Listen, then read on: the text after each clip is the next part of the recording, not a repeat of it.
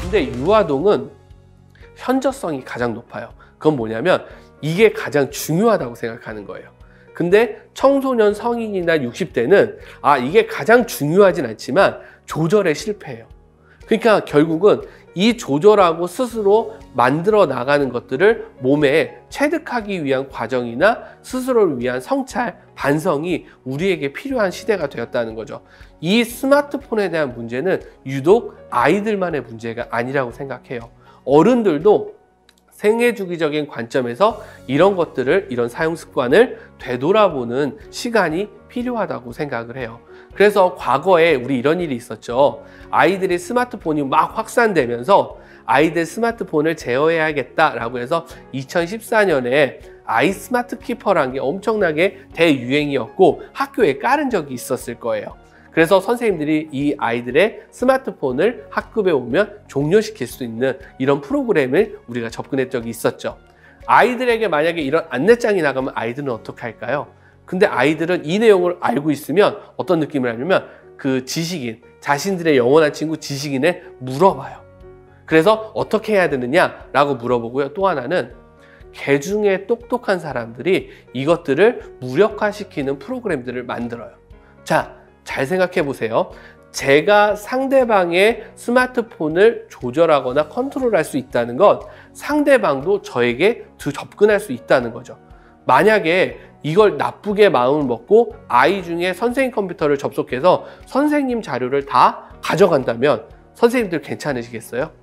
그러니까 우리가 어느 순간 이렇게 미디어에 접근하는 방식이 누군가를 제재하고 통제하는 수단으로 이제 하고 있다는 게 대부분인 거죠. 그래서 이제 우리의 방식이 아이들에게 안 먹히는 시기가 됐어요.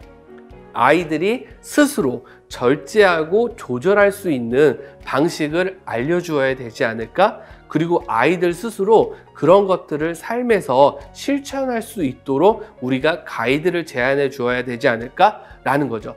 기존의 정보통신 윤리 교육의 방식으로는 사실은 이러한 접근이 어렵다고 생각해요. 왜냐하면 윤리는 사회의 가치와 사회가 지향하는 바를 아이들에게 또는 그 학생들에게 안내하는 거거든요. 이대로 따라라. 근데 시대가 바뀌면서 아이들이 더 이상 그런 가치를 따르지 않게 되고 많은 가치가 변화하게 되었어요. 그럼 이제는 어떻게 해야 되느냐? 그럼 네가 시민으로서 어떻게 선택할래? 너가 어떻게 살아가는 방향을 정할래? 라는 시민교육이 중요한 이슈로 정해지게 된다는 거죠.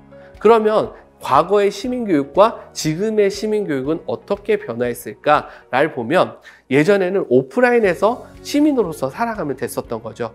근데 지금은 온라인과 오프라인이 합쳐진, 그리고 이게 어디가 온라인인지 어디가 오프라인인지 구별이 안 되는 시대를 살아가고 있는 거죠.